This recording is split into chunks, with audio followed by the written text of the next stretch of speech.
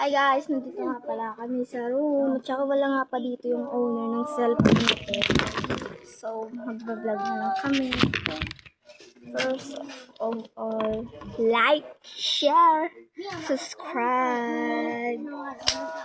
Perfect. Ay, nalimtat. Comment pala. Comment pa guys ha.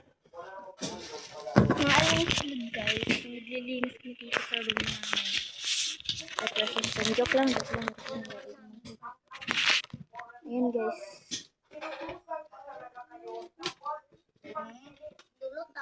Guys, kung kilala niyo si Alon Jr., comment down below. So guys, ayun yung kapatid ko. Parang buong. Nakuha nila yung plastic ng foam. So ayun sila guys. Kumukuha nga sila pala ng plastic. Etong pa ako. Alam mo ka? Wala.